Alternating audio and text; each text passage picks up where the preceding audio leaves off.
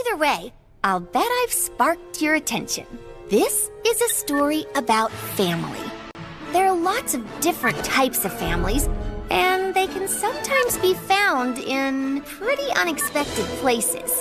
But hey, I'm getting ahead of myself. Let's tell the story from the beginning.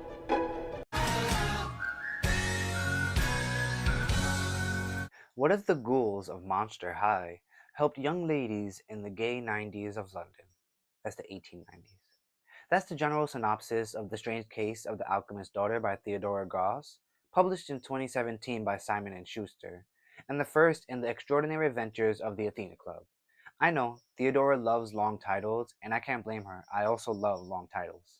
The story mainly follows Mary Jackal as she works to solve the mystery of her family soon after the passing of her mother, as well as to uncover the person behind the killings going on in London, which are based on the Whitechapel murders.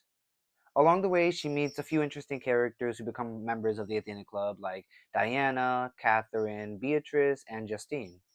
Calling all the monsters, calling all the monsters, calling all the monsters. The book begins with the epigraph, "Here be monsters," which is a reference to the phrase that cartographers would leave on uncharted areas of maps, "Here be dragons," followed by a small screenplay-style argument between some of the characters.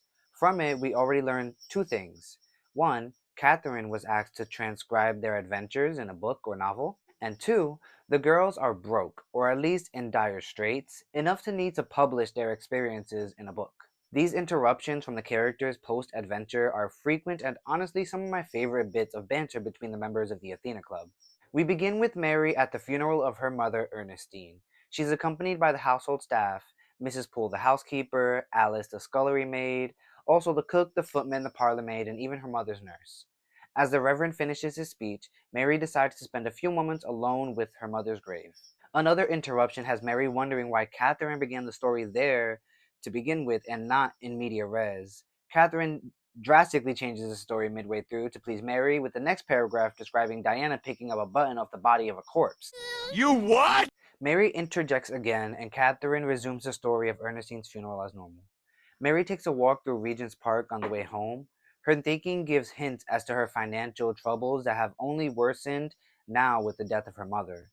When she arrives home at 11 Park Terrace, she takes a breath to stare at her reflection, an homage of the way monsters so often stare at their own reflections. Look at me. Mary interrupts again to say she is not a monster.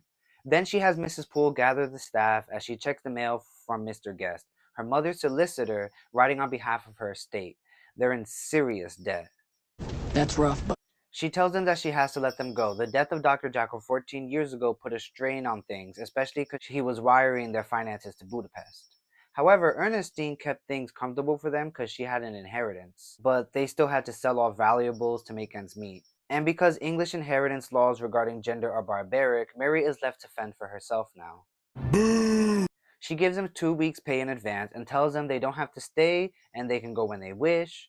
The nurse says she's already taken up a job helping escort an elderly man to a German spa. The footman and the parlor maid are to be wed and will move to Basingstokes, and the cook will move in with family in Yorkshire. Alice is quiet, but Mary hopes she can return to her family in the countryside. The nurse also talks about the face in the window that Ernestine kept raving about before she passed. The nurse goes to pack while the rest of the staff goes to lunch, and Mary remembers her mother and how she was always mentally unwell, or hurting herself in her fits nearly all her life. And yet she has never cried, Mary, not even now as her life is seeming to unravel before her very eyes. A week later, when most of the staff left, Mrs. Poole tells Mary that Alice is gone, which isn't that surprising, but is shocking considering how rude it is at the time. But that's rude. Mary goes to meet Mr. Guest in Cavendish Square, wondering how she is supposed to pay off the bills that are piling up. She has barely a little over £12 in her bank. That's a bit over £1,300 today, which isn't a lot. Mr. Guest is quick to business and brings up that he was recently notified that her mother had a secret account to pay for the care of someone at the Society of St. Mary Magdalene, associated with Hyde. Mary remembers Edward Hyde as the scary man who worked with her father. He appears to be a criminal of some kind. Mary doesn't read any further because Mr. Guest is being nosy and she doesn't want him to see. Before she leaves, he basically proposes to her in a really creepy way, and it takes everything inside her not to laugh in his face because of how she disgusted is at the prospect. Oh! Ew! Dude! What the fuck? She turns him down and leaves, walking back into the pouring rain. She arrives home and goes to her mother's desk to go over the papers she had received. One of them was her father's journal regarding his chemical experiments, plus some receipts for his chemicals. He also had letters from other men of science throughout Europe. As Mrs. Poole comes to clear dinner she had brought Mary, she asks the housekeeper what she remembers about Edward Hyde. The chapter ends with Catherine leaving an abrupt author's note about how she plans to keep in the interruptions of the other girls, because it's more real and authentic that way. Mrs. Poole tells Mary how she was just barely school age, Mary, learning with her governess Miss Mary, if you know, you know. Hyde and Jackal worked in the lab, but Mrs. Poole, who was a chambermaid at the time, would see him skulking down the stairs. Mary remembers also seeing Hyde one night. Then she asks about the murder. He was the best guy around. What about the people he murdered? What murder? Mrs. Poole says that Sir Danvers Carew was beaten to death with a cane and the police came about asking for Hyde. He disappeared and Mary brings up how she thinks her mother was paying him. She had found letters about some scientific things Dr. Jackal was involved in, which is also suspicious. Mrs. Poole clears away Mary's food and leaves as Mary reads more of her father's letters before heading to bed. The next morning after breakfast, Mary checks her father's lab, which has been locked for 7 years. It is an operating theater, and in his dusty office she finds nothing, no papers or notebooks. Mrs. Poole tells her that her father and Mr. Utterson broke down his office door and found him dead, taking him out in a closed box. She figures it must have been him taking his own life, because why else would you do that? Then they burn Dr. Jackal's papers. Mary then leaves without telling Mrs. Poole where she's going. She stops at St. Marylebone Church to pray, and thinking about the mystery before her. At least that's what Catherine writes. Mary interrupts to say she was thinking about how she can't afford new boots. She then later arrives at 221 Baker Street and is greeted by Mrs. Hudson, who takes her to see Holmes. They hear gunshots before he lets her in, his office cluttered with books and all kinds of tools of science. He was shooting the initials VR over and over, Victoria Regina. Watson comes in to tell him that he is scaring Mary, and she tells Watson she knows what to expect from Sherlock. She's read his exploit. She asks him about the murder of Danvers Carew, who was a member of Parliament. Sherlock recounts how he wasn't directly involved and then goes on to describe the beating in great detail. Mr. Hyde was the prime suspect and lived in the Soho area with a woman who was not his wife. He disappeared after, and Dr. Jackal took his life soon after that. She asks about the reward, and he tells her the family might still be willing to pay for any information to find Hyde.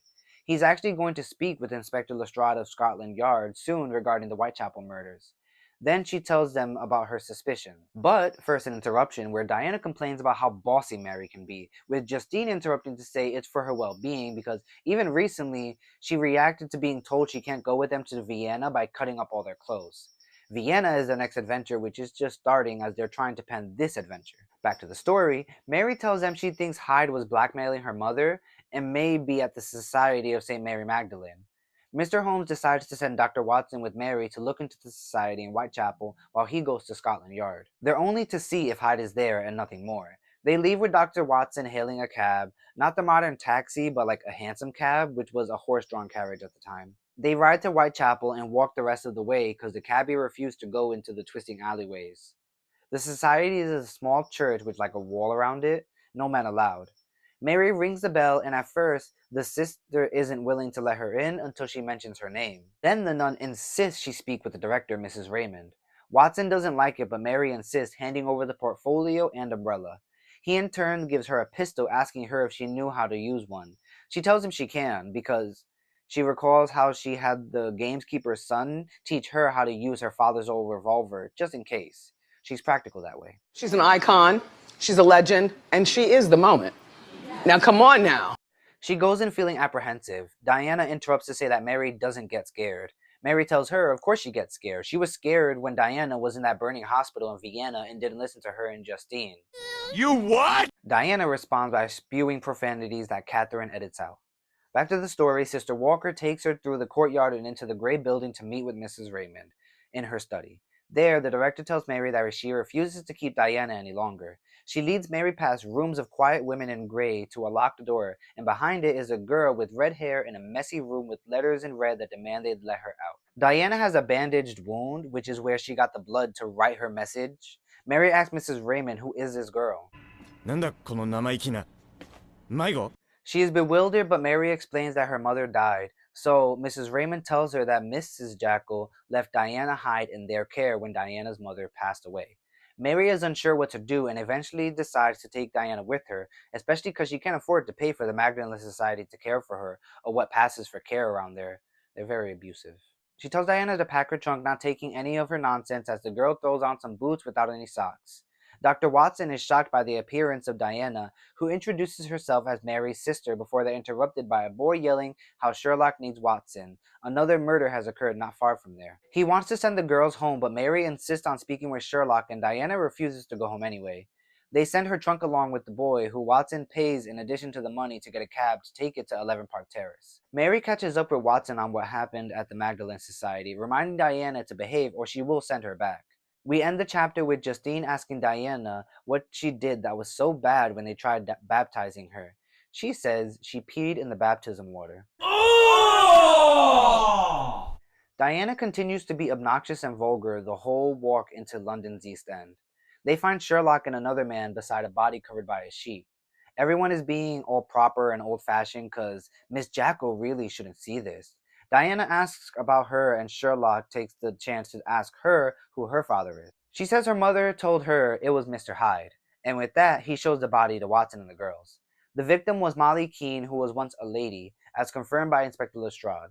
The killer took one of her body parts like the other victims. This time, he took her brain. Jesus Christ. When Mary wonders aloud what's in the victim's hand, Diana crouches and scoops it up, revealing that what they think is a metal button at first. Lestrade yells at Sherlock for bringing in people who are so reckless at a crime scene. Well, I never. When they look closer at the button, they see that it's a watch fob, some kind of metal seal worn by members of secret societies or scientific groups or cricket teams, and the letters S.A. Holmes examines the entire crime scene in great detail for a long time before telling Lestrade that they're looking for two men. One is physically disabled, the other is strong enough to break a woman's neck effortlessly. He plans to speak with the witness and the man who found the body. Mary asks if she can come. The description of the suspect sounds familiar. He tells her just to keep Diana under control. They head to a nearby pub, vacant of any customers, and Sherlock speaks to the man who found her. Poor Richard. At first, he is reluctant to share, but Lestrade threatens to throw him in jail. Sherlock placates the man with alcohol and uses his power of deduction to explain how the man was asleep in the alley, passed out drunk, when Molly was murdered, and his stirring scared off the attackers. He then tried taking a pound off her, but gives it up when pressed about the blood on his sleeve. He leaves, and they then speak with the girl, Kate Brighteyes, who says she was attacked. Kate goes on about her friendship with Molly and the man she saw with her last night. He had an odd build and spoke just as strangely. Holmes thanks her with the pound he got from Richard. When Kate leaves, she recognizes Diana for her resemblance to her mother and lets her know that she can trust her. Holmes decides to send Mary and Diana home with Watson while he goes with Lestrade. Mary says one of the killers may be Hyde. Diana laughs and says Hyde was just another name Dr. Jackal used. Holmes and Mary both doubt this, and they part ways so Mary can go check her father's papers. Watson escorts the girls to Park Terrace, paying for the cab. He doesn't stay. Mary is thankful because of how empty the house is, because she sold off so much of the furniture and stuff. Mary calls Diana to come along and stop staring at the house. Diana gives her a look of annoyance, one she gives Mary frequently, apparently. Mary then asks Mrs. Poole to help draw Diana a bath, which Diana tries fighting Mary about, but she tells her no tea until she is clean. Mary then goes to examine the papers and notebook from the portfolio. In it, she finds a letter from Italy with a line that sends a chill up her spine. A scientist should not experiment upon himself. That really gets Mary's imagination going. Mrs. Poole comes to drop off some tea and ham sandwiches. It'll be the last of the ham for a bit, she tells her. Mary tells her what Diana said about Hyde and asks Mrs. Poole her thoughts. They were never seen in the same place, but surely it's impossible, because Jackal was a tall gentleman and Hyde was much shorter and hunched over and stuff. They're the same picture. Mary asked about her father. He was a bit intimidating, but a kind, intelligent man. She told Mrs. Poole her theory about how her father was experimenting on himself and chemically transformed himself into Hyde. The letters from a chemical supply company imply that the chemical concoction became less effective over time. Diana comes in, still dripping wet but clean, surprised they started discussing the case without her. Her and Mrs. Poole go back and forth, with Mary letting Diana know that if she isn't nice to the housekeeper, her stay there will not be a nice one. Mrs. Poole leaves and Diana starts talking, with Mary asking her why she can't be quiet. Diana responds that she can be as quiet as long as she wants to wait for Mary to notice that the seals on the two letters have the same SA symbol from the crime scene, but they can't read it because it's in Latin. All Mary knows is that her father was talking with someone from Budapest. Diana asks about the letter from Italy, and Mary reads it aloud. It's a letter from Giacomo Rappaccini about how they're on the correct path of scientific discovery, changing the body post-humanist stuff.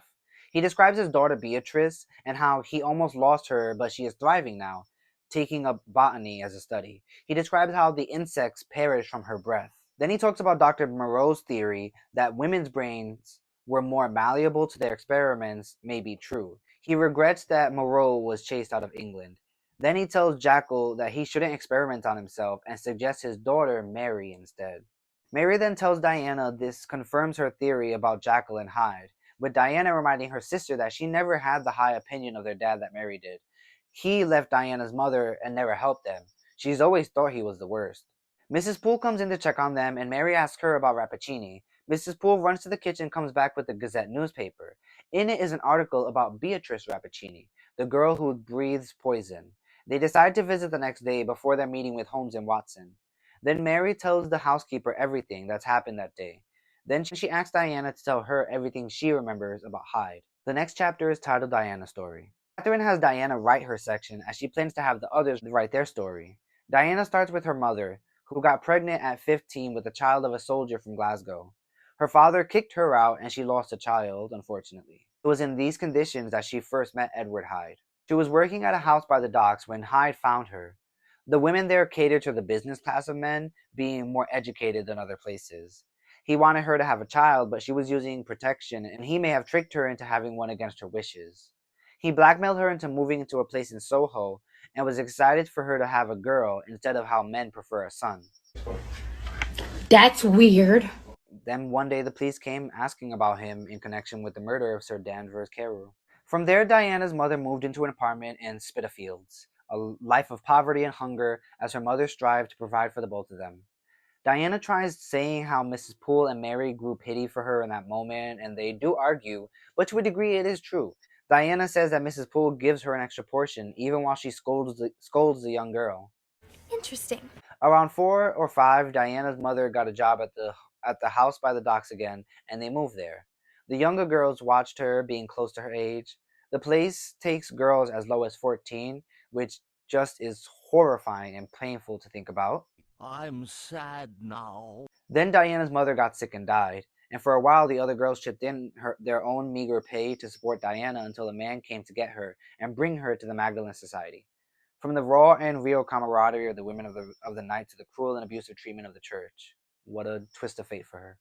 They realized the man who took her there was Mr. Utterson, who was a partner of Mr. Guest. Mary is wondering what all these loose threads have to do with one another when Diana yawns, and she calls it a night for all of them. Diana takes forever to get into bed, and then Mary collapses into bed after worrying for a good deal more. The next morning, Diana is up early wearing an old dress of Mary's. They have breakfast and head to the bank to close her mother's account, and Mary withdraws £1, hoping they may have enough for sugar at least. Then they head to the Royal College of Surgeons to see the poisonous girl. They arrive and wait on a long line until they begin letting people in at 10 o'clock sharp. It's full of exhibits and scientific experiments like skeletons and preserved bits. In an auditorium, they see Professor Petronius introduce the girl he discovered, Beatrice Rappaccini. He goes on to describe where she came from, Padua, Italy. Her father studied at the University of Padua, specializing in vegetable poisons. Dr. Rappaccini forbade Beatrice from wearing gloves or masks when working in his garden of poisonous plants, and so her body slowly absorbed more and more poison every day. He then begins demonstrating her powers by handing her living things, starting with a flower before moving on to living animals like bees, a mouse, a snake, a canary. Towards the end, Beatrice has tears in her eyes because it obviously is painful for her emotionally. Hey! Leave her alone! Then he asks for volunteers to receive a kiss from her, picking 2 strong-looking men. When she kisses them, they appear almost intoxicated, like their brain had gotten shaken up. They even have a burn-like mark from her lips. Afterwards, the audience crowds Petronius with questions. Mary uses the chance to slip a note to Beatrice, but unsure if she speaks only Italian, just writes a letter she saw at the murder scene. When Beatrice reads it, she asks Mary her name, and when she hears Jackal, she asks her to meet her in the park across the street, Lincoln's Inn Field. They wait 30 minutes before Beatrice comes out wearing a shawl. She quickly tells them how the professor is a charlatan who promised to help cure her, but got greedy and has no plans to do so. She asks for their help, but they're confused because they don't know what she's talking about. Beatrice lets it slip that she assisted her father by doing his journals and letters for him, because men can't be great without relying on a household of women to do the labor for them, of course. Anyway, she tells them how their fathers were connected to Society des Alquimistes, but Petronius comes out clearly unhappy. Mary promises they will do whatever it takes to rescue Beatrice as the faux professor closes in on them. Mary tries lying to cover for Beatrice, but he still drags her away by the arm. They plan to meet Holmes and ask about the society that Beatrice mentioned, a society that may be experimenting on young girls. They catch an omnibus, like a big-ass horse-drawn carriage, eating some buns they bought on the way. At 221 Baker Street, they find Holmes and Watson along with Lestrade. Lestrade tells them they're not needed because they already have a confession from a Mr. Renfield. They're on their way to Purfleet Asylum to see him. Mary is discouraged, but Holmes asks about what she found, and she brings up what SA stands for. He says she will just have to accompany them to the asylum and fill them in on the rest of the way. At the train station, Watson buys their tickets and they ride first class with him and Sherlock, while Lestrade rides with his sergeant in a lower class so he can smoke. While they eat Mrs. Hudson's sandwiches, Mary tells them what happened since yesterday. They admit that Beatrice must be saved and recognize the name of Dr. Moreau, saying how he was kicked out of university because of his vivisection experiments. That's dissections on living specimens. He was attempting to alter pig brains to give them the ability to speak. Then Mary brings up that a scientist named Montgomery was going to deliver a paper to the society in Vienna. Sherlock tries sounding smart and being like, why didn't you bring the letter? But Diana takes the moment to tell him they didn't know, plus it's raining. The paper could get damaged. She claims she wasn't protecting Mary, but we can tell. Mary goes on about how the society aims to achieve biological transmutation, defying the laws that govern life. But Sherlock tells her the society may not be connected because they got a telegraph saying Renfield showed up at the asylum and confessed. So they plan to go there and question him first. At Purfleet Asylum, a man named Joe Abernathy opens the door for them and takes them to see Dr. Balfour. He tells them how Renfield used the old Carfax house next door to escape. It was in ruins and overgrown. He says he thought Renfield wouldn't hurt anyone except his flies. Dr. Balfour is the assistant director, previously for Dr. Hennessy, but he left suddenly a month ago and was replaced with Dr. Seward, who has been away the last 3 weeks. Curiouser and curiouser. Seward's been in Amsterdam on urgent business, and when Renfield showed back up, he was covered in blood and said he had done terrible things in London, killing for 4 women. He takes Sherlock, Mary, and Lestrade to speak with him while Diana and Watson wait with Joe in the office. Balfour takes them up a flight to Renfield, whose room was being guarded. He tells them that Renfield has been an inmate for 20 years since his trip to Central Europe, Austria or Romania, somewhere around there. Inside, they're greeted by the sight of him catching and swallowing a fly. He believes he needs them to live forever. He confesses to killing the woman, naming them and their deaths. Lestrade is happy to shut the case, but Sherlock has some questions, catching Renfield fumbling for answers. Mary doesn't recognize him, and they leave as Renfield is escorted out to be transported to Scotland Yard. On the way, when they reunite with Diana and Watson, Renfield jumps at Diana's voice, and when Mary says her surname, he tells her to tell her father that he did as he was told. He's taken away in a wagon by Lestrade, and Sherlock says the man isn't their suspect, pointing out details, as he usually does, that didn't fit. Elementary, my dear Watson. Like how the dirt under his nails were there after he had already recently cleaned his hands. Sherlock loves dirt. Diana says she doesn't know Renfield, but her and Watson did find a letter in Dr. Balfour's office, stamped with the red seal bearing the letters S.A. On the train, Holmes asks for the letter to examine, but Diana tells him no, only Mary, because she thinks Sherlock is bossy enough already and kind of full of himself.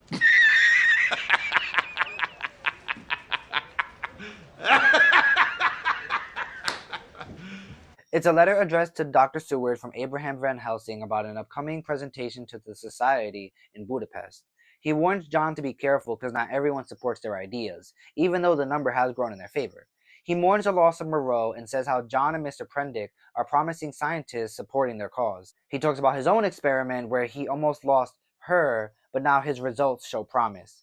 The president of the society is said to be old-fashioned, but they may have the support of Professor Arminius of Budapest University, who I believe is a reference to Arminius Vanbury, who was acquainted with Bram Stoker. All they can deduce is that the society is huge and Moreau is dead.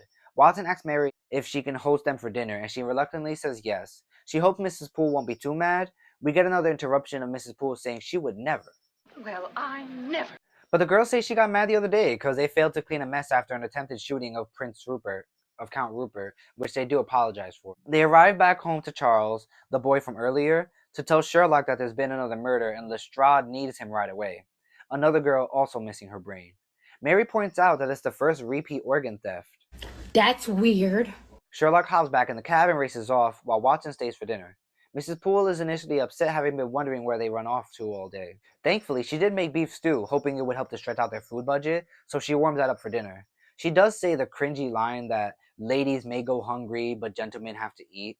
Mrs. Poole is very old-fashioned, but she has the right spirit, sort of. They open one of Dr. Jekyll's wine bottles. Mrs. Poole insists, and Watson insists that Mary also have a glass to bolster her spirits for their mission to rescue Beatrice later. Diana asks about her, and he tells her that her spirits are already high.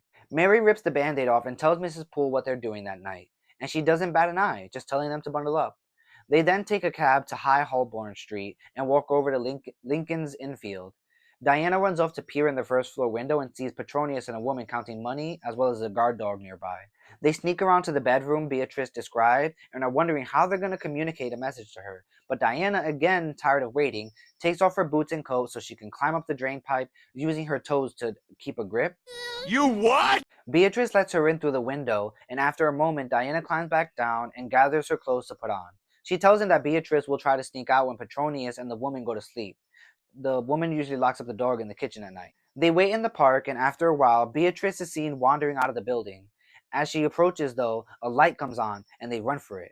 As they run, they hear the dog being let loose as it chases after them. Beatrice stops Watson from drawing his gun and uses her poison to put the dog to sleep instead. But, she says, he has made me too poisonous, and ends up just killing the dog. Sorry, the dog dies. Watson compliments her on her abilities, failing to notice how distraught it is for her. But of course Mary notices. Mary is very well attuned to the emotions of others. They then use the crowded streets to make their way to Piccadilly Circus and catch a hackney carriage. Beatrice tells them to lower the windows. Usually her poison isn't so strong, but he's been making her consume poisonous plants daily for his show, which is why she was surprised that she killed the dog. They arrive home and are greeted by Mrs. Poole, who is charmed by how kind and well-mannered Beatrice is. Diana tells her they need a place for her that isn't a danger to them. Beatrice says she has to sleep far from the others, so Mary suggests her father's laboratory, as it's across the courtyard. Mrs. Poole says she just finished cleaning it out, so that's perfect. She can sleep on the couch in there. Before bed, Mary gives Mrs. Poole half the pound she had taken out of the bank so they can have some food and stuff. The next day, Mrs. Poole prepares breakfast for Mary and Diana, but was a bit confused on what Beatrice would like. She had asked for organic matter steeped in water. She says she doesn't require food, just nutrients like sunlight and water. She has already consumed some dandelions from the garden to help her literally detoxify herself. Her powers usually can kill small animals like mice or birds, but she can't spend too long in enclosed spaces with others, and her touch is near acidic. She has gotten too familiar with how she affects others. Next is Beatrice's story. She begins her story with Catherine breaking up the story to ask Beatrice to write her section. Beatrice asks her to do it because her English isn't the best, calling her Cat, which is adorable. Catherine encourages her and tells her to be a good poison plant. So Beatrice begins with her mother that she never knew, who grew up on a farm in Padua. Dr. Rappaccini married her at a young age and was happy when he had a daughter, someone who can be both apprentice and experiment. Her mother tended his gardens because he was a physician, using the poisonous plants to craft medicines. Beatrice believes these poisons seeped into her pregnant mother, killing her and changing Beatrice. She died as Beatrice was born and she wasn't fed by a wet nurse, but by the plants in the garden. Won't somebody please think of the children? She mentions how her father told everyone about her, proud at all the change she marked for the study of transmutation. Mary brings out the letter and shows Beatrice the part about transmutation and asks her to elaborate. She describes how medieval alchemists sought to transmute base elements into things like gold, but some in the society wanted to turn living humans immortal. A century ago, Mr. Frankenstein tried to achieve this through his experiments and paid for it dearly. What's that supposed to mean? She describes how he inspired Rappaccini and others who hated the traditionalist sect of the society who believed that humanity was divinely created and anti-evolution. There are no heroes in the story, apparently. Mary asks what experiments they could be doing with missing limbs of young girls. Beatrice also doesn't get it, cause that sounds like Frankenstein's experiment, which was drastic compared to the subtle methods of his modern disciples. Rappaccini wanted to change humanity by trying to strengthen them. Jackal and Moreau wanted to explore the connection between human and animal. When Mary asks what could Frankenstein's experiment have to do with the limbs of corpses, Beatrice tells her that they plan to make a living body from the pieces of dead ones, like how Frankenstein did so but with a man instead of a woman. She tries saying it's worse than anything her own father did, but Mary gently reminds her he did make her poisonous too. Beatrice, after a moment of silence, asks Mary what the other letters are, and she just says they're letters in Latin, which Beatrice knows, of course, because she's perfect. She knows Latin, she knows science.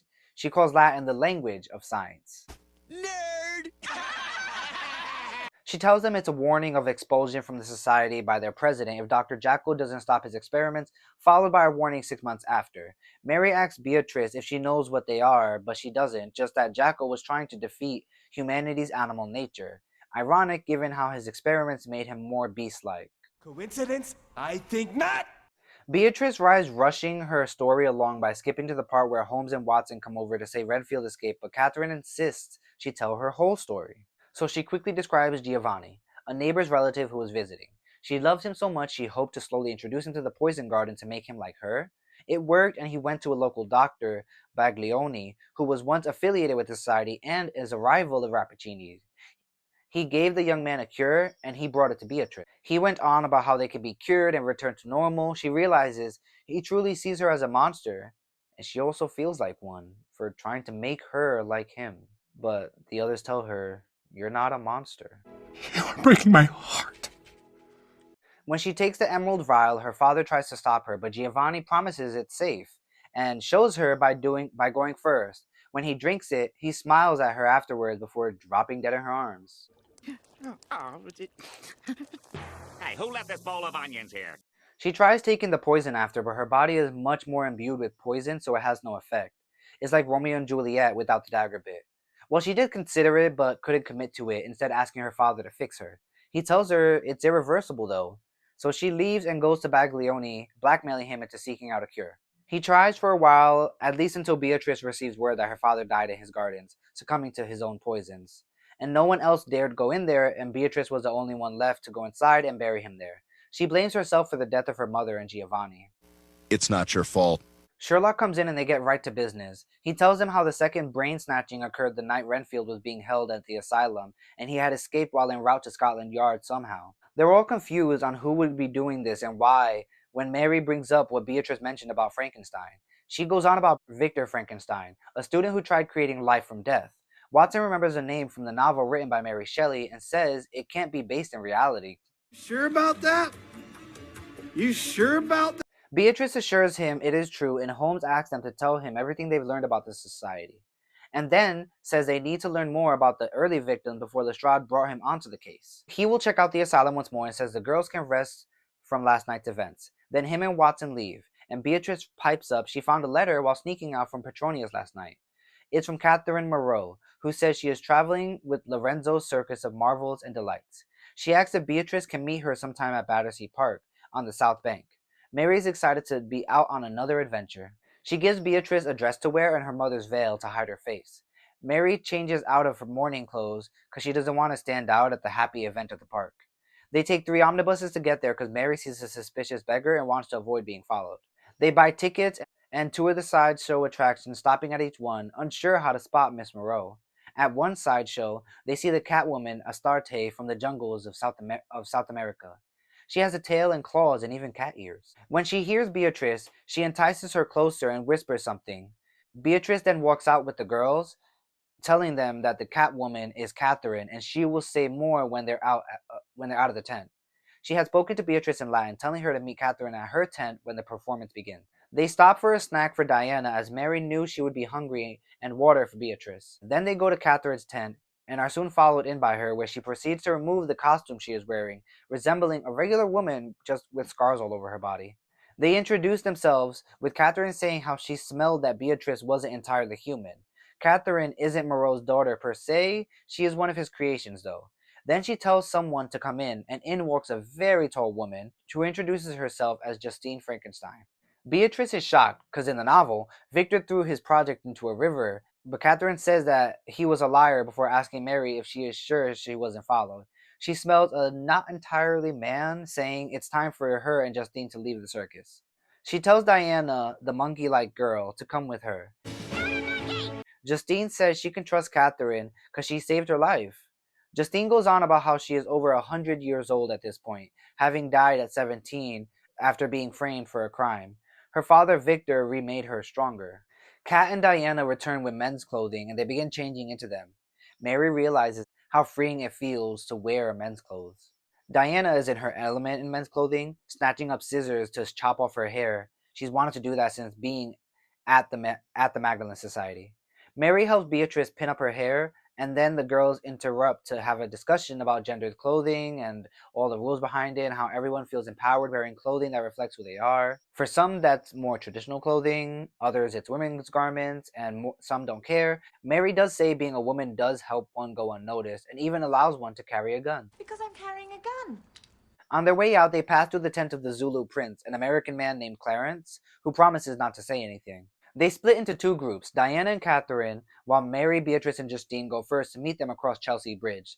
Things go well when they see Catherine and Diana approaching, but Kat says they've been found. Mary sees the beggar from earlier. He's hunting them by smell. Kat tells Mary to take a cab with Justine and Beatrice to lose the beggar, while Diana and Kat will lead them on a chase through London. Mary asks why Diana, and she responds that she is the only one who can keep up with Catherine. As Mary, Justine, and Beatrice take a ride home, Kat and Diana flee from what Catherine calls beast men, more animals turned human, although she thought she was the last one. Diana leads her to the rooftops of the building to make a slow traverse across the city. Kat has a hard time keeping up with Diana as she climbs, but they do lose the wolfmen. They arrive hours later at 11 Park Terrace to Mrs. Poole throwing open the door to hurry them, saying that Justine has accidentally killed the man. Are you kidding me? Are you out of your mind? The next chapter is Catherine's story. They arrive to the side of Mary and Beatrice, joined by Watson and Holmes around the dead body, whose face is covered. They say a man tried forcing his way in, and Justine used her strength to strangle him. She's resting now, and Charles, the boy from earlier, heard the commotion and got home. Diana has Beatrice treat the cuts on her feet from climbing and stuff, and then her and Kat clean off the dirt they had accumulated while jumping rooftops, Assassin's Creed style. After all the girls have changed into more suitable clothes, and Mary wonders how she will keep them all the women clothed, Catherine sits them all down to recount her tale. So like a really, really long time ago. Mary has a thought about how empty the room is without the furniture it used to have, and Beatrice is thinking how airy it feels compared to how cluttered and stuffed the English usually keep their homes. Although she does hate how the walls look porridge and considers how blue or yellow would liven things up. She does interrupt the narrative to comment how they are better now that they are yellow, especially with the floral borders added by Justine, who loves art and is a great painter. If the story feels a bit messy and unnatural in its structure, it's because that was Catherine's intention, to reflect and represent the girls and who they are. Mrs. Poole brings in tea and Justine joins them, still distraught from earlier. Catherine begins by saying what Justine killed was not a man but a pig, one of Moreau's experiments. They thought he was dead, and Kat assures them he is because she killed him herself. Fine, I killed him, okay? You did? Dr. Rappaccini led the Alchemical Society in pursuing biological transmutation, specifically through early ideas of evolution, Lamarckian evolution, which says acquired traits or memories can be passed to offspring. It was why he tried using poison to change Beatrice. Moreau wanted to explore the division between animal and man. Mary is a bit confused and insecure because Kat, Beatrice, and Justine all know the scientific concept that she doesn't, yet she persists. He wanted to turn animals into humans to find a way to turn humans into something with no base animal desires. When he was kicked out of England, he went to an island in the South Sea, bringing his supplies and an assistant named James Montgomery. When Watson says turning animals into humans can't be possible, Kat says the proof stands before him and exposes her scarred flesh. Her name is a joke from Montgomery. It's an anagram for cat in here. A few years into Moreau's study, a man shipwrecked onto the island, Edward Prendick, who was a student of Professor Huxley. It was a boat bringing animal specimens for Dr. Moreau, and Montgomery picked up Prendick and brought him ashore. One of the animals who was also brought ashore was a puma. Diana realizes the puma was Catherine, after many surgeries, hypnosis, and some light indoctrination. Moreau didn't use anesthesia at first, believing it messed up the process. He didn't teach the cat directly, she learned from his talks with Montgomery and Prendick. They began chaining her instead of caging her because Moreau was proud of his most successful experiment and wanted to show her off. She broke free one night and used the chains that were still on her to strangle Moreau and then possibly bite his throat out. Montgomery treated her injuries because he was already kind of sympathetic to the Beastmen, and Prendick continued educating her. The Beastmen grew restless since learning Moreau died. Montgomery traded food with them, and Prendick tried saying Moreau was watching from heaven to instill fear in them. The men planned to leave but needed a crew for the boat, and the Beastmen were land animals fearful of the ocean. They waited for the 6-month resupply ship, but it never came, and this broke Montgomery. He began drinking and gambling with the Beastmen while Cat and Prendick continued to plan to leave. Prendick no longer thought of her as a beast woman, but as a person. Montgomery gambled away a whiskey barrel, and then gunshots were heard later. Cat and Prendick come running, also armed, and find the Beastmen and Montgomery dancing and shooting into the air around a huge fire. They're burning the only boat off the island. What? Defeated, they turn to go back to the compound on the island, but it's already been set on fire too, and blows up because of the ammunition stored in there.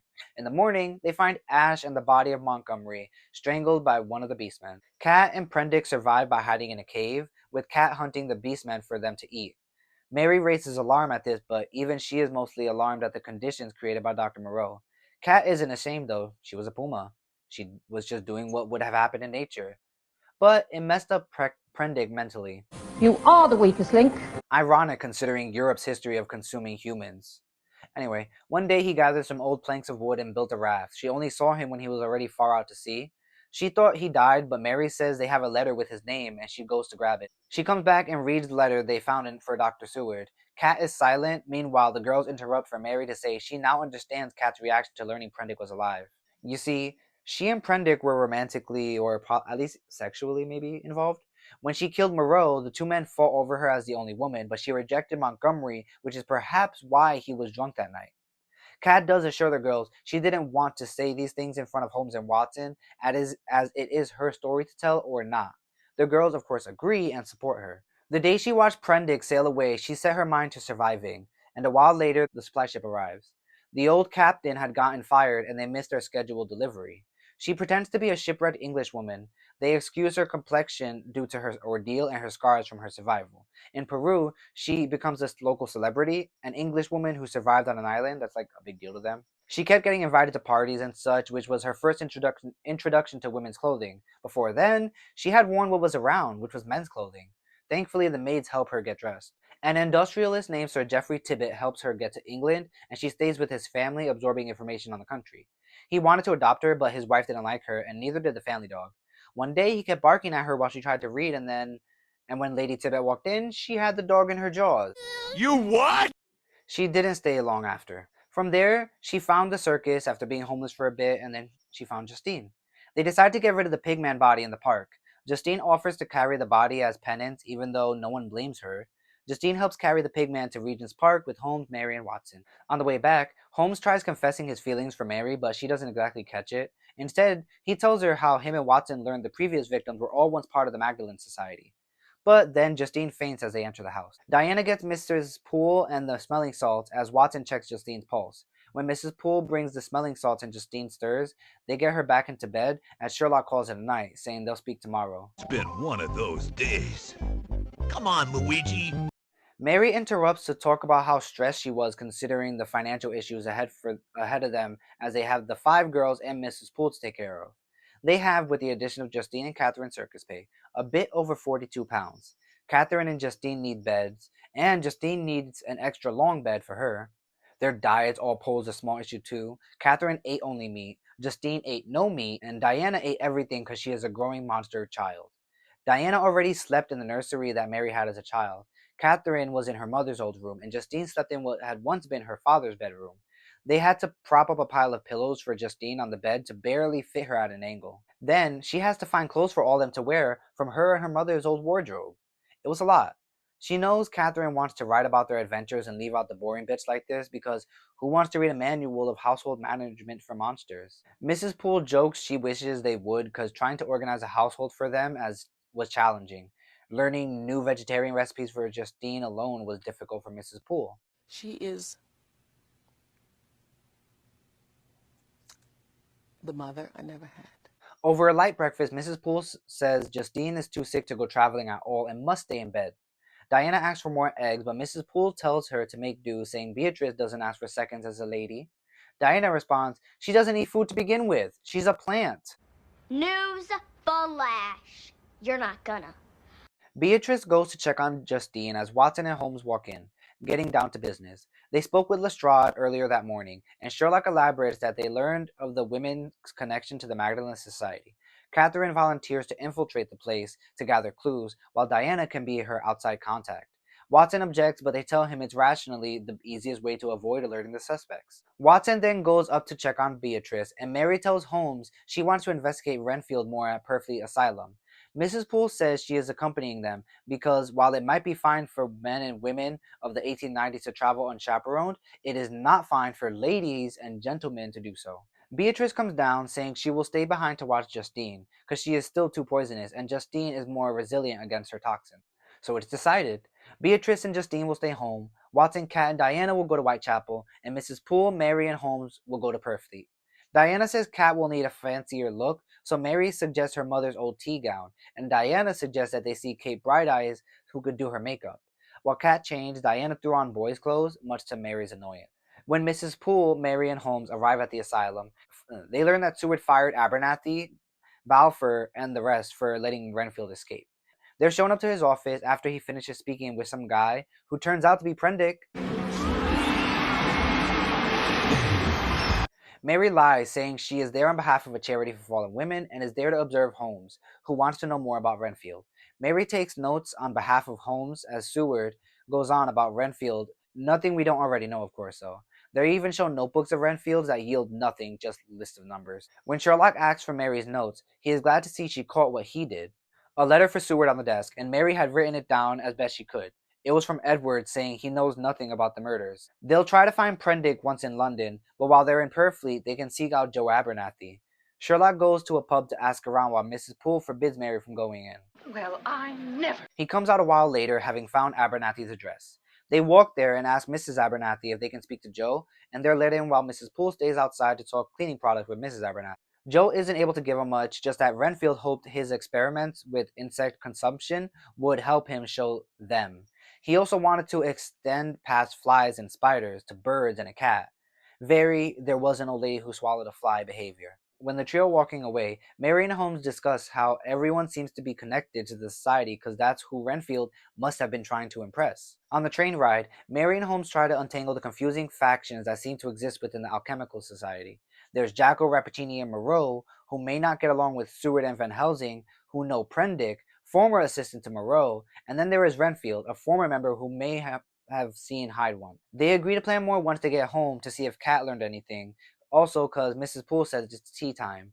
Change places! But when they arrive home, Mrs. Poole sees that someone left the door barely open and Mary runs in yelling for Beatrice and Justine. In Justine's room, it's a mess, and another dead beastman is lying on the floor. Holmes looks around the house real quick and comes back to say there were 5 beastmen who came. Beatrice tried fighting, and a sick Justine also tried, but they were both overwhelmed. They can't call the police, so they plan to get a message to Watson, while Holmes and Mary check out the Dearborn Hotel in Soho to find Prendick, who made more beastmen. You raggedy bitch. Meanwhile, Cat is sewing, having successfully infiltrated the Magdalene Society. She sucks at sewing because she used to have claws, so Mrs. Raymond tasks her with something else to keep her busy. In a house across the street, Diana, Watson, and Charles keep watch. Watson brought up that some guy's menagerie was missing for a month, and that could be the source of the beastmen. At dinner, Cat runs into a familiar face, at least for us. Alice is there for some reason, and Cat even considers eating her. Don't hurt her! To be fair, she considers eating a lot of the girls there. She is a carnivore after all. Anyway, she waits until Alice falls asleep before sneaking out to Mrs. Raymond's office and goes through her things until she hears 3 people coming. She hides behind the curtains by climbing into the windowsill recess. It's a deep window. She hears Mrs. Raymond, who talks who talks to Hyde about how she got rid of Diana because she was sick of her. Mrs. Raymond admits to providing 12 girls, only 5 of which we know. She demands Hyde pay her the £100 they were agreed on. Kat tries spying through a gap in the curtains, as Hyde tells Mrs. Raymond that his associate needs a girl with nice hands. They then hear a noise outside the door, and Mrs. Raymond finds Alice there, who is lying for some reason. Raymond has Hyde and the Beastman with him grab Alice as she injects her with something to knock her out. Don't hurt her! She has him take Alice and tells Hyde to pay up if he wants a girl with good hands and locks the office. Mary interrupts to ask Alex why she lied, and she says she wound up hearing Hyde and company's conversation when she was caught, and when she saw Kat in the window, she lied to cover for her because she didn't trust Mrs. Raymond or her new friends. Kat sees Mrs. Raymond lead the men outside with Alice and lock the door behind them. She then climbs out the window and down the ivy on the wall into the courtyard. As she considers how to get past the wall of the society, Diana calls to her, having already picked the lock. Kat tells her Hyde has a girl. Diana responds that Watson and Charles are tailing them, and Kat can sniff them out anyway. Meanwhile, Mary and Holmes are spying on a boarding house in Soho. They had stalked Prendick from the Dearborn Hotel where he regularly went for dinner service. Mary was getting tired of waiting, with Sherlock saying they want to know who Prendick may be working for. Then a beastman wanders up and stepped inside the house before Prendick and the monster leave, with Mary and Holmes following behind. After a while, Holmes realizes they're going where strange foreign-looking men won't raise eyebrows, the docks. There they see Prendick and the beastman go into a warehouse building called Alderney Shipping. They spy in the window and see a room with shelves full of body parts, a cage with 3 beastmen, Justine strapped to a table, and Prendick beside 2 beastmen. Prendick tells someone that Moreau could remove the brain easily, but he isn't Moreau and worries about damaging her mind. A huge figure shows itself, demanding he do it and make it work or he will kill him. Prendick isn't fazed by the threat, knowing death won't help him get the woman he wants. Adam, as Justine calls the man, wants Prendick to remove her mind to put it in a new one because she refuses to love him. Some Bowser meets Plankton stuff. As Prendick begins the process, Justine begins praying in French. Prendick isn't sure this will work the way Adam wants, because both he and Justine are partly who they were before they died. Her, Justine Moritz, and him, a hanged criminal. Then Hyde comes out of a room saying he has checked on Beatrice, as Mary tries to get a better look. Kat startles her, having been there for a while. Hyde says he locked a girl in with Beatrice so she can die without any marks. He tells Adam his recklessness has almost gotten them caught many times, and he can't help because he's a chemist, not a surgeon. But Prendick does ask him to assist with the Aether to knock out Justine because it's not working at the moment. Mary says they have to rescue Justine and Beatrice, with Kat adding that Alice needs rescuing too. But Mary is confused as to who this could be, not realizing it's her Alice. Kat leads them to an alley nearby where Diana, Charles, and Watson are, and Mary tells them all that has happened. Holmes points out to Watson that Adam is Victor Frankenstein's first monster. Watson says that's not how it happened in the book, and Diana reminds him that not everything written is true, like the stories he publishes about Sherlock and him. Mary asks how they should go about their rescue operation, and Diana says she can pick the lock keeping Beatrice imprisoned, and Charles says he is going with to protect her. Then it's Mary, Sherlock, and Watson and Kat against the 5 men in the warehouse. Prendick, Adam, and Hyde, and a bear man and an orangutan. Holmes confirms the bear man are the missing menagerie animals. Watson draws his gun, and Holmes offers his to Mary, who turns his down because she brought her own this time. It's because I'm carrying a gun. Kat doesn't need a weapon because she is a puma. Together they sneak back to the warehouse and have Diana pick the door's lock as Holmes leads them inside. Then Mary tells Diana to check the other rooms, hoping that if Beatrice is in there, they could assist real quick. But they're empty, and she has to proceed to the 2nd floor as the others get on with rescuing Justine without her. Diana continues with Charles to the 2nd floor, and they check the 3 rooms there to find Beatrice bound and gagged beside an unconscious girl. Diana orders Charles to open the hallway door as she opens the room's window. Then she puts the girl's head out the window to help her breath, and Charles and frees Beatrice. Beatrice immediately runs into the hallway to get away from the others. Then Diana leads Charles, who carries Alice and Beatrice beside them downstairs. The whole time, noises rage as Mary and the others face off against the enemy. When they get to the 1st floor, they hear a barrage of noises, shouts, screams, animal roars, and grunts, so Diana and Beatrice bolt to help Mary and them. They walk into the site of the beastmen let loose. Renfield is there somehow, and the unofficial Athena Club are cornered, weapons and claws raised. Thankfully, we rewind a bit to see what had happened while Diana went on her mini adventures. You see, they went in with Sherlock in the lead, gun raised, basically telling them to surrender. Hyde had just been about to make the first incision, and Renfield is in the corner by the cage of beastmen. Only Adam is unfazed. They fan out, Mary with her gun raised too, and Catherine orders them to untie Justine. Prendick is surprised to learn she is alive. Watson tells them are prepared to shoot them all as Cat notices the beastmen in the cage. Another boar and 2 wolfmen, with another still in the shadows. Sherlock lets off a warning shot, scaring the orangutan man under the table, and Prendick unties one of Justine's wrists. Adam scolds him and forbids him to loosen the bonds. Sherlock tells him to do as he says or he will kill him, because anyone who creates such monstrosities doesn't deserve to live, which Cat comments to the reader was unnecessary, which I agree. But that's rude. As Prendick begs Adam to try with another woman, he goes on about how he needs her, but Catherine says he can't have her, and they see she has already snuck off, and Justine is standing beside Catherine, still sick from the aether. Apparently, Hyde may have helped free her for some reason. As Adam charges forward, Holmes and Watson shoot him in the chest, but it just slows him down a bit. Mary then shoots him in the head, and it just makes him madder and bloodier.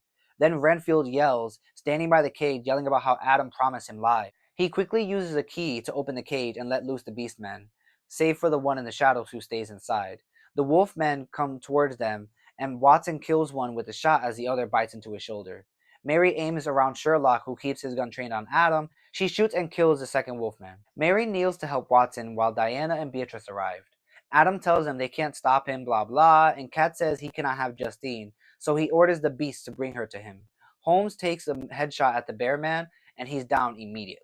Cat attacks the boar man, grappling with him and biting at his head as Beatrice comes up and blinds him with her hands.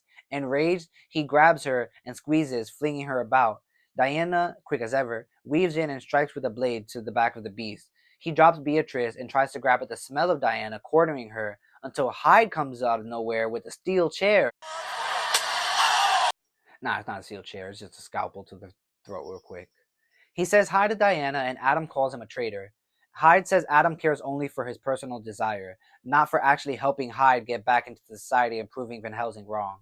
Adam then takes a whip and uses it to order the last beast man out of the cage. It's a tiger man, and it is Cat, half his size, who walks up to meet him, but not in combat. She reasons with him, calls him brother, and with big yellow eyes, he turns and jumps at Adam. The tiger barely gets a chance before Adam slams his huge fist into his head twice, knocking the tiger off and having Renfield toss him some keys to unlock a desk drawer. The tiger man jumps back onto the desk, clawing at Adam as Mary asks Diana for her knife to cut bandages for Watson. She also asks Diana to take Justine to the alley they were just in. Adam knocks aside the tiger man once more, grabs the gun, and shoots the beast man in the head, who knocks over an oil lamp, starting a blaze as Adam sees Diana taking Justine outside. They try to evacuate, Mary helping Watson, Hyde offering to assist her, but Catherine says she is stronger than Hyde. From under the table, the orangutan man screams and flees into the night. Adam seems to be consumed by flames as Holmes escorts everyone out. In the alley, Mary wonders what's taking Holmes so long and asks Charles to keep a cab to get Watson some help. Diana goes with him. They see Adam burning, 2 shots ring out, and Holmes and Hyde come running out. Then Holmes arrests Hyde. In the confusion, they lost sight of Prendick though. Renfield survives, so Holmes takes him in too. Diana comes back to say they found a boat to take them upriver. Mary says they need to get Watson to the Royal Hospital. Beatrice says he won't live that long unless they cauterize the wound, so she uses her touch to chemically burn his flesh. Diana and Charlie are tasked to go to the authorities to tell them that there's a fire burning, and Diana gives them directions to the Hesperus steamboat. Justine helps carry Watson now that she's recovering from the aether. As they approach the docks, Mary asks Alice what she was doing at the Magdalene Society. She thought Alice went to her family in the country. Alice says she lied about that. She was raised in an orphanage in Spitalfield since she was a baby. The captain demands £9 for the ride, and Sherlock agrees, promising on his name as Holmes. The guy doubts that he's actually Holmes and challenges him to read him, which he does really quickly, impressing the man. Catherine makes Mary sit up with her in front, because she hates the water as a cat, and the smell of the smoke from the rear is awful to her nose. Mary says it's her first time on a boat. Alice tells her the rest of her story, how she lied to work as her scullery maid, how she wound up at the Magdalene Society, and followed Cat because she was suspicious of her. She has a habit of lying. The girls each wonder different things. Beatrice is worried she may never feel warmth again. Catherine feels like she has no home. Mary wonders about the man who may be her father in their custody. Sweet Justine was thinking about Goethe's idea of the soul. Diana and Charles get the fire marshal to respond to the fire, and they hop on a cabbage cart to Soho. They arrive back at Park Terrace a bit after morning. Mrs. Poole says Mary still isn't back yet. At the Royal Hospital, Watson is going to make it, and Holmes asks Mary to take Beatrice, Alice, and Justine home, while Catherine accompanies him to take Renfield and Hyde to Scotland Yard. Holmes needs her to protect them because they both know the threat isn't fully gone. As Hyde climbs into the carriage with Renfield, he says he's glad to have gotten to see Ernestine once more before she passed. Mary realizes the face her mother saw in the window long ago was Edward Hyde, and that's what drove her to madness. At home, Diana is freshly washed when Mary arrives. Beatrice turns down breakfast as Justine faints in the hallway. They get the smelling salts and bring her up to bed. In the interruption, Justine says she should be stronger, but Beatrice tells her they all have weaknesses as experiments. Due to the way Frankenstein made her body, she has low blood pressure. Beatrice stays with her. Mary will ask Mrs. Poole to bring them food, and she goes down to have breakfast. Alice already eating, Diana helping herself to a second helping of toast. Diana asks Mary if she talked with their dad, and Mary says he is not her dad. They're at odds about their father. Mary properly resents him for being a shit dad. Diana, on the other hand, is the optimistic young child, hoping there's still time for things to change. I'm on Mary's side. Move this man! Holmes and Kat arrive in time to relieve the tension between the sisters. The girls interrupt to discuss how Diana may be angry, but Mary gets angry in her own violent ways, like the time she shot Count Leopold. You what? Holmes asks to see Justine. The girls are protective, but eventually, everyone save Alice heads upstairs. Beatrice opens the window so she doesn't poison everyone and gives Holmes a copy of Mary Shelley's Frankenstein. Alice comes in to refresh everyone's tea, and as she leaves again, she stops in the doorway to listen to Justine's story. Eons ago, Justine scarcely remembers the life she had before waking up on Victor's operating table. Her mother was a widow. She had siblings. They lived nearby the Frankenstein's grand house along Lake Geneva in Switzerland. She remembers the faces of the judges who condemned her to death. It was Victor who told her about her previous life as a servant in their household from an age barely older than Alice. The family apparently loved her. She was like a sister to Victor's cousin Elizabeth, who also lived with the Frankenstein since childhood. She was nursemaid to the younger brothers of Victor, who was soon to leave for university, when William, the youngest, was found dead in the woods. His locket was found among Justine's things, and she was accused of his murder. It's number one. How dare you? Justine confesses, led by the church to seek absolution, and she was and is a deeply religious girl. It was Adam who did it in a fit of rage when the boy called him an ogre. Victor failed to protect her. Catherine interrupts to wonder which of them has the worst father. Thank you, Catherine Obvious. Adam wanted Victor to make a partner for him out of Justine, most likely out of pure convenience. Victor agrees, but not in Geneva. He planned to go to England to study at the Royal College of Surgeons first, and then travel to a remote location to reassemble her. Justine remembers waking, and the pain, so intense. Her and Kat related over being made creatures, not born like the others. When they first met, Catherine asked her, "Do you remember the pain?" And she responds, "How could I forget?" You're breaking my heart. He helped her reassimilate herself into the living world. She was bigger now, so she used the needle he used to make her new clothes for herself. They were somewhere out in the Orkneys in a cottage, and every so often he would sail to the mainland to pick up food. He taught her more advanced theory and literature than what she was allowed to learn as a servant. But he would have to return to his betrothed, Elizabeth, and his studies back in Ingolstadt soon. Not long has passed before Adam shows up one day as Justine is sketching to help with her fine motor skills. He calls Victor a traitor, demanding he give Justine to him. He tells Adam he cannot have her. Adam tells Justine to come with him, and she responds with an impassioned and powerful response demonstrating her education. This sets off Adam, who accuses Victor of making Justine to reject him twicefold. He lunges at Victor, and Justine tries to stop him, but she is no match, as he chokes the life out of her father, Frankenstein. He then throws his corpse over the cliff's edge and orders Justine to lead him to their home. So begins a dark period of her life, domestic imprisonment with Adam for months. He wanted to find a place for them to settle and raise children, not knowing Victor had given her a hysterectomy when he made her. Whether because of misconceptions about hysteria at the time, or to ensure his creatures would not procreate, Justine does not know and fears telling Adam.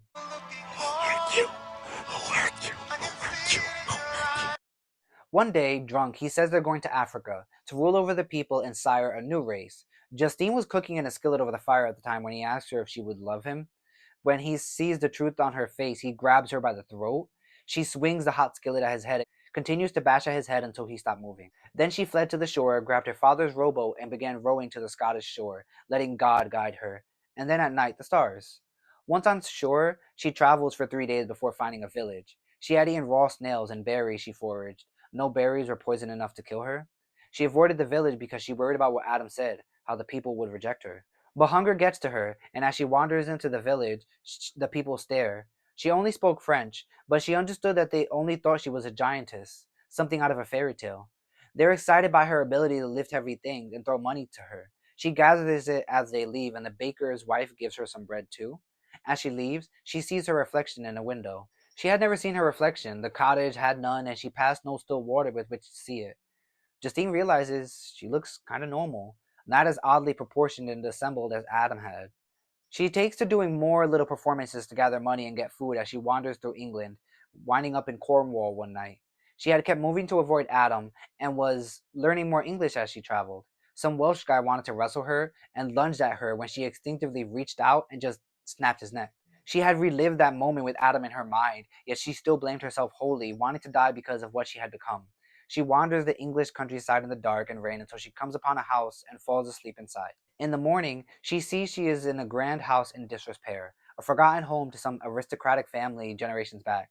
She spends the next few days there because it has everything she needs. A garden and orchard for food, she fishes by the sea, there's a library, and she cleans the house. It's just her for a while, and eventually a cat and his descendants.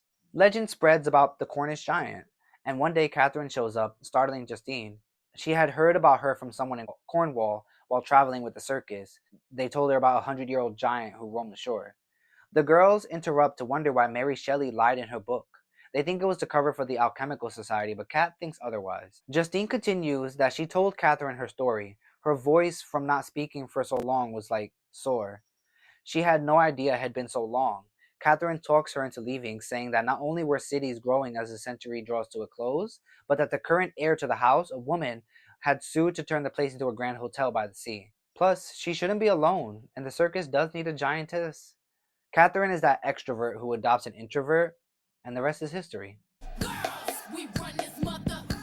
The room is quiet. Holmes is shocked she encountered no one at all those years. She does recall running into a man who came by. He was like freshly 18 or so. His family lived up the shore and he loved geology. They spent some time together until his housemaid became suspicious, and he avoided her ever since so she wouldn't get caught. She says his name was like William Pengilly or something. Sherlock is shocked because Pengilly is a famed geologist, or rather he was. He died several years before this. Sherlock wonders if Pengilly running into Justine wasn't completely by chance, and says he will have his brother Mycroft look into the Royal Society. They've solved the Whitechapel murders, but now they have a new mystery, uncovering who this alchemical society is and what they're doing. He tells them he will see them tomorrow, but that they should get some rest. Mrs. Poole lets them out, and the others look to Mary for guidance. She asks if they will stay and be part of her family, partly because they have the mystery of the society and whether it is still sanctioning the experiments of girl monsters, but also because they all have no one, but at least they will have each other. The girls agree, although Beatrice is uncertain if they will want someone so deadly around. Catherine says they will fight like families do, and Mary agrees that they should think on it first. When Mary jokes about smothering Diana in her sleep, all the girls get to laughing together. The girls all agree to get some rest in their own rooms. Mary checks on everyone before bed, stopping lastly in Diana's room to kiss her on the forehead. Her sister doesn't respond with hitting, but does say, gross. Mary interrupts to say Diana never hits her when she kisses her forehead. Hey, who left this bowl of onions here? Mary falls right asleep. Diana stays up for a while, reading Alice in Wonderland. She loves the Queen of Hearts. Catherine climbs onto the roof, as cats like to do, and surveys the city, promising to find Prendick and tear out his throat. Beatrice stays up a bit, thinking about how she could transform the old lab into a greenhouse, because there is a skylight. She falls asleep, and Catherine tried being flowery in her writing, no pun intended, and says that Beatrice dreamed whatever plants to dream.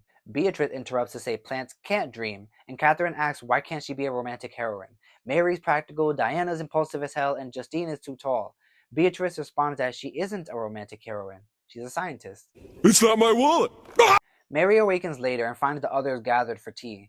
Beatrice has her green goo. Catherine reaches for a ham sandwich as Justine reaches for a watercress sandwich.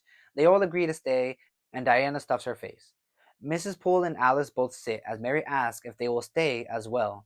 They of course say yes. Then Mary asks what are they going to do about money, and Beatrice says that she can sell her herbal medicines. Though, through another interruption, we learn they all contribute their talent to earning money. Justine sells her paintings, and Catherine gets royalties from her books. Diana has taken to acting in a variety show, swearing she will make it big someday. That's their first unofficial meeting of the Athena Club, which they didn't come up with till months later, named because, like Athena, daughter of Zeus, their parentage is dubious. Thus, they became a club for monsters, who aren't monsters really at all. The next Sunday, they go to church, except for Catherine, who is a staunch atheist. Mary, Diana, and Alice go to St. Marylebone Church, while Beatrice and Justine went to St. James's Church because they're Catholic. Later for lunch, they eat at the dining room table, which becomes their meeting place. As they discuss their plans to make money, Mary wonders what she can contribute when in walks Sherlock, who offers her a job as his assistant. He actually came because Hyde has escaped from Newgate. Without him, no reward, and he can't close the case for Lestrade, nor connect Mrs. Raymond to the murders. Prendick is still on the loose, and the girls bring up the issue with the Alchemical Society as well. Sherlock says he needs her help with his paperwork, and Mary, a bit begrudgingly, agrees. She would rather have been trusted as an equal. He does ask her to come with him to Scotland Yard. Beatrice and Kat will go visit Watson. Diana wants to do something, so Justine asks her to protect her in her weakened state, obviously manipulating her. Clever girl. As Holmes and Mary walk out, Mary runs back in and grills Diana because she knows she gave her lockpick to Hyde. Damn, Diana, come on. Blood isn't that important. Bonds are. Anyway, 3 months later in August, things have changed a lot. The house is brighter with new colors, Beatrice has been redecorated by buying porcelain and fancy fabrics, and the others also listen to her talk about rational dress, which was a clothing reform movement. Mary says they shouldn't try to draw too much attention, but Mary does buy a bicycle. Mrs. Poole is scandalized. Well, I never. They listen to Justine when she talks philosophy, although Diana listens most intensely out of all of them. They expand the third floor servants' room to give Justine an art studio. Catherine has been up late at night on her typewriter writing her novels, and Beatrice's garden has come in beautifully. Only Justine can visit the garden because it's so poisonous in there. Mary has been busy assisting Holmes on a few adventures even. They have gathered for their weekly club meeting, going over finances, what they have learned about the Alchemical Society. Also, they found 2 kittens and agree to name them Alpha and Omega. Lastly, they have a letter. We just got a letter. We just got a letter. Mary had written to her former governess, Miss Murray, months ago, and apparently the letter had finally reached her new address and she had just gone back to Mary. She writes that she has forwarded a letter from a girl in Vienna. Murray had to leave suddenly but promised to get the letter out. She hopes the Athena Club can help. The letter is from Professor Abraham Van Helsing's daughter, who says he is part of the society and she believes he has been experimenting on her against her will. Her mother is locked in an asylum and she needs their help. Signed, Lucinda Van Helsing from Vienna, Austria. Oh shit, here we go again. Immediately, the girls start planning for a trip to Austria. Justine says she can start learning German, and Beatrice says she's visited Switzerland once. Diana whines that she hopes they don't leave her. Catherine leaves an author's note about Mary Shelley, saying her book wasn't meant to protect the Alchemical Society. Victor Frankenstein was a member, introduced by his teacher Adolf Waldman. They learned this from the records of the society in Budapest, which is events in the second book. Mary Shelley, Catherine explains, was the daughter of Mary Wollstonecraft, author of A Vindication of the Rights of Women, and one of the few members of the Alchemical Society at the time who was a woman. Her mother died, and she was raised by her father. Shelley never became a member for some reason, but her husband, Lord Byron, and his friend, Dr. John Polidori, were all members. When Percy and the others, including Mary and her stepsister, were gathered at the Villa Diodati that fateful summer, she heard the story of Victor from his brother, Ernest Frankenstein. A quote from Ernest says Adam told him how he killed Victor and planned to kill all the Frankensteins, including Justine. Ernest rants about how Victor creating a clever and strong woman was an act against God and shouldn't have been done. Boo this man! So Catherine believes Mary Shelley did what she could and erased Justine from the final story to hide her, women helping women. She believes Mary Shelley did something revolutionary in allowing Justine to tell her own story. And Catherine hopes in writing the story The Athena Club, she has done the famed author proud.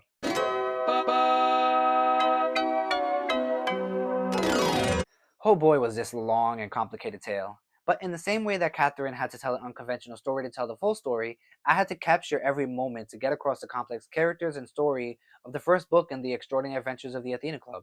Sorry if I flip-flop constantly between the use of girls, ladies, young women, etc., because that's how they refer to themselves and one another throughout the novel. And these terms are kinda interchangeable in a confusing way for this time.